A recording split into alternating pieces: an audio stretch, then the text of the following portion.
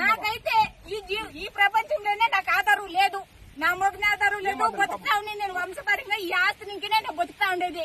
నేను మాత్రం భూమిని బతికేదు. నేను సచ్చింది ఆస్తి పోయి మొగ్గు లేకుండా ఏమీ లేకుండా నేను ఎట్లా బతికేది? సొసైటీలో ఎట్లా బతకమంటావు నన్నే? ఇప్పుడు నాకు అంత ఇంత వాల్యూ ఉందంటే భూమి ఇంకే అదే లేకుండా పోతే నేను ఎట్లా బతికేది? నా బిడ్డకి ఇప్పుడు 5 లక్షలు కట్టాలి సంవత్సరానికి. కాత అయిపోయి పెరుగుకుంటారు. నేను ఎట్లా కట్టేది? 4 గంటలు చదివించల్లా ఎట్లా చదవమంటారు? ఆదాయం పెట్టుకుని నా బిడ్డ గడ్డెక్కించమంటారు? కష్టపడి బోర్లేసి పంటలు చేసి లాసు. టమాటా ఇప్పుడు 3 ఎకరాలు ఉంది, 1 రూపాయి రాలే. 4 లక్షలు ఖర్చు పెట్టి నేను గవర్నమెంట్ దాని ఆలోచించేది. టమాటా దినానికి 300 బాక్సులు పోతా ఉంది. 70 రూపాయలు రేట్ లేదు. 20 మంది కూలీలు రోజుకి 20 లక్షలు అప్పు ఉంది బ్యాంక్ లో. ఎవడు దీనంతా తీర్చేవాడు? మీరు వచ్చి 16 లక్షలు ఇస్తే నీకేంటే అది ఏమా 16 లక్షలు కూడా నీకు చెప్పారు, నాకు చెప్పాలి, నీకు చెప్పారు. ఒకరికి 16 లక్షలు తిరిగిపోతే మీకు ఏం వెళ్తూ అనేది? ఎందుకు సార్ మీకు అంత ఇబ్బంది? మా ప్రాణాలు ఉంటేనే కదా మేము అడుగుతాము, లేకపోతే అడిగేది కదా. ఇప్పుడు ఇంత చెప్పేస్తే ఎవరు సార్ అడుగుతారు? ఎవరిని అడిగేది కదా, పోయిస్తారు కదా. ఈడు ఎవరు కోట్లు లేదు సార్, అందరూ కూలి చేసుకునే వాళ్ళు బీదే ఉన్నారు సార్. దయచేసి అర్థం చేసుకోండి సార్. మీరు పొద్దున్న 7 గంటలకు వేస్తే 12 గంటలైతే నేను కొనుక్కునే పని. తల్లి కడుపులో పుట్టిండే వాళ్ళకి అర్థం చేసుకోండి. కష్టం లేదు అని వగ లేకుండా వేరే వాళ్ళకి 2 లక్షలు గుర్తుకు పెట్టినాను సార్. బిడ్డలు చదివించాక నేను చూడైపాడు ఉన్నాడు, 2 లక్షలు తీసుకున్నా బిడ్డలు చదివిస్తా ఉంటాను. ఇప్పుడు మీరు పెరుకొని స్థాయికి నేను 2 లక్షలు ఎట్లు ఇవ్వాలి? నా 3 బిడ్డలు ఎట్లు చదివియాలి? 2 వయసు బిడ్డలు పెండ్లు ఎట్లు చేయాలి సార్? కొంచెం అర్థం చేసుకుంటా. రైతనే ఓడు మాది మాత్రమే ఇంకా అట్లా ఇంకా ఇట్లా అదేం సార్ అంత టార్గెట్? ఏమన్నా ఏం చేయండమో లేదా ఎవరు సొమ్మకన్నా మేము పోతా ఉంటామా?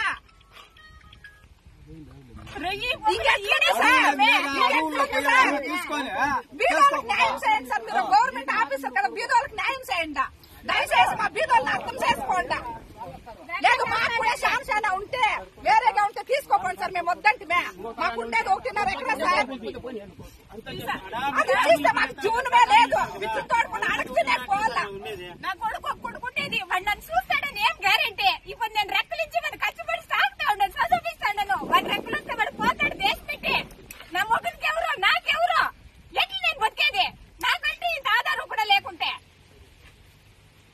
చెప్పండి ఎట్లు బతుకమంటావు? ఇప్పుడు నువ్వు ఇచ్చే 14 లక్షలు వాడు వస్తాడు. మీరు పోతే పెరుకొనిస్తాము అనేది, కోర్టు కేస్తాము అనేది బాధలో. దయచేసి మీరు ఊరికైనా తీసుకుని వెళ్ళండి సార్. ఆ కాసులే వద్దు. ఒక బిడ్డకి పెళ్లి చేయాలంటే తోడుకోపోయి సార్ మన రాత్రి వేసుకుని నా బాధలు ఎవరు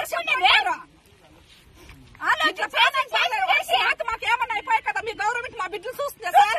ఎవరు చూస్తారు? నాకు 3 బిడ్డలు, 2 ఆడబిడ్డలు. మీరు చూస్తారా? మీ గవర్నమెంట్ చూస్తుందా? నన్ను తీసుకొచ్చి మామగారే వెళ్ళేసా. ఇద్దమ్మా దీన్ని చేతిలో పెడతా ఉంటే చూసి నువ్వు బతుకొని ఆయన భూమే కావాలంటే దయచేసి మాకేమన్నా ఇచ్చిడంట. నేనైతే నాకు అవసరం లేదు. మీరు తీసుకొని వెళ్ళినండి. అడమంతా రాసుకుంటారు. ఒకరి మీద ఒకరికి చెప్పేది, వాళ్ళ మీద వీళ్ళకి చెప్పేది, వీళ్ళ మీద వాళ్ళకి చెప్పేది. ఇది కాదు సార్ గవర్నమెంట్. ధర్మం ఉండాలా, అందరినీ చేర్చాలా. దీనికి ఇది కాదు. దీని 16 లక్షలు అంట సార్. 10 గ్రాములు 1 గ్రామ్ బంగారు. పెళ్లి చేయాలా? దినానికి 7 రూపాయలు అయితే నీ గవర్నమెంట్ ఎంత నీకు శాలరీ? నాకు 300 రూపాయలు నెలంతా పోతే 9,000 వస్తుంది. ఒక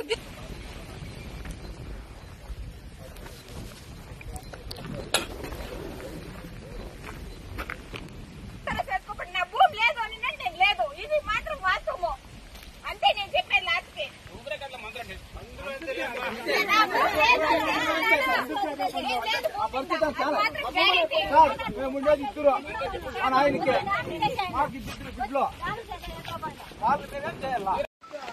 వగ లేకుండా వేరే వాళ్ళకి 2 లక్షలు గుర్తుకు పెట్టినాను సార్. బిడ్డలు చదివించాక నేను చూడైపాడు ఉన్నాడు, 2 లక్షలు తీసుకున్నా బిడ్డలు చదివిస్తా ఉన్నాను.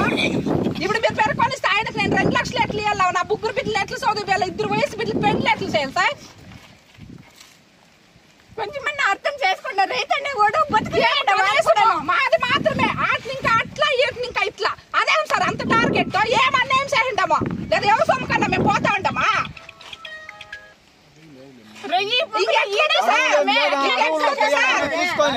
బీదోళ్ళకి న్యాయం చేయండి సార్. మీరు గవర్నమెంట్ ఆఫీసర్ కదా, బీదోళ్ళకి న్యాయం చేయండి.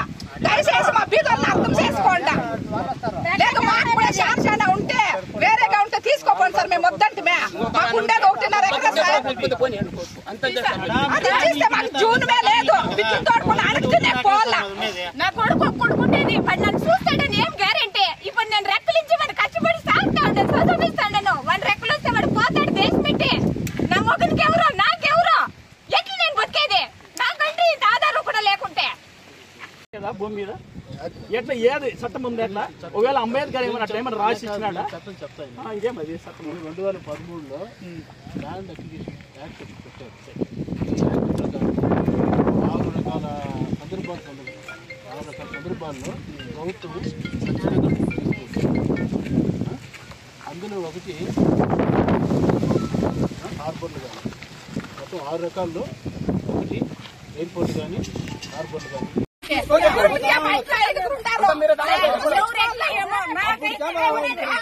నాకైతే ఈ ప్రపంచంలోనే నాకు ఆధారం లేదు.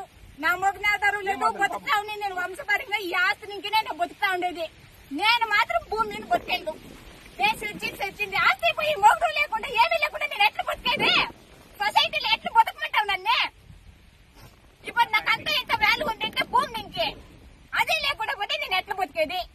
నా బిడ్డకి ఇప్పుడు 5 లక్షలు కట్టాలి సంవత్సరానికి. కాత అయిపోయా పెరుగుకుంటారు. నేను ఎట్లా కట్టేది? 4 గంటలు చదివించల్లా. ఎట్లా చదవమంటారు? ఆదాయం పెట్టుకుని నా బిడ్డ గడ్డెక్కించమంటారు? కష్టపడి బోర్లేసి పంటలు చేసి లాసు. టమాటా ఇప్పుడు 3 ఎకరాలు ఉంది. 1 రూపాయి రాలే. 4 లక్షలు ఖర్చు పెట్టింది నేను. గవర్నమెంట్ దాని ఆలోచించేయలేదు. 2 సంవత్సరాలు ఇడిపిస్తా ఉన్నారు టమాటా. దినానికి 300 బాక్సులు పోతా ఉంది. 70 రూపాయలు రేట్ లేదు. 20 మంది కూలీలు రోజుకి. 20 లక్షలు అప్పు ఉంది బ్యాంక్ లో. ఎవడు దీనంతా తీర్చేవాడు? మీరు వచ్చి 16 ఇచ్చిస్తాను ఇచ్చేదేంటే? అది ఏమో 16 లక్షలు కూడా నీకు చెప్పారు, నాకు చెప్పాలి, నీకు చెప్పారు. ఒకరికి 16 లక్షలు తిరిగిపోతే మీకు ఏం వెళ్తూ అనేది? ఎందుకు సార్ మీకు అంత ఇబ్బంది? మా ప్రాణాలు ఉంటేనే కదా మేము అడుగుతాము, లేకపోతే అడిగేది కదా. ఇప్పుడు ఇంత చెప్పేస్తే ఎవరు సార్ అడుగుతారు? ఎవరిని అడిగేది కదా, పోయిస్తారు కదా. ఈడు ఎవరు కోట్లు లేదు సార్. అందరూ కూలి చేసుకునే వాళ్ళు బీదే ఉన్నారు సార్. దయచేసి అర్థం చేసుకోండి సార్. మీరు పొద్దున్న 7 గంటలకు వేస్తే 12 గంటలైతే నేను కొనుక్కునే పని. మీరు కడుపులో పుట్టిండే వాళ్ళకి అర్థం చేసుకోండి. కష్టం లేదు అని వాళ్ళ లేకుండా వేరే వాళ్ళకి 2 లక్షలు గుర్తుకు పెట్టినాను సార్. బిడ్డలు చదివించకు నేను చూడ అయిపోయాడు ఉన్నాడు. 2 లక్షలు తీసుకున్నా బిడ్డలు చదివిస్తా ఉంటాను. ఇప్పుడు మీరు పెరుకొని స్థాయికి నేను 2 లక్షలు ఎట్లు ఇవ్వాలి? నా 3 బిడ్డలు ఎట్లు చదివేయాలి? 2 వయసు బిడ్డలు పెండ్లు ఎట్లు చేయాలి సార్? కొంచెం అర్థం చేసుకున్న రైతనే ఓడు మాది మాత్రమే. ఇంకా అట్లా ఇంకా ఇట్లా అదేం సార్ అంత టార్గెట్? ఏమన్నా ఏం చేయండమో లేదా ఎవరు సొమ్మకన్నా మేము పోతా ఉంటామా?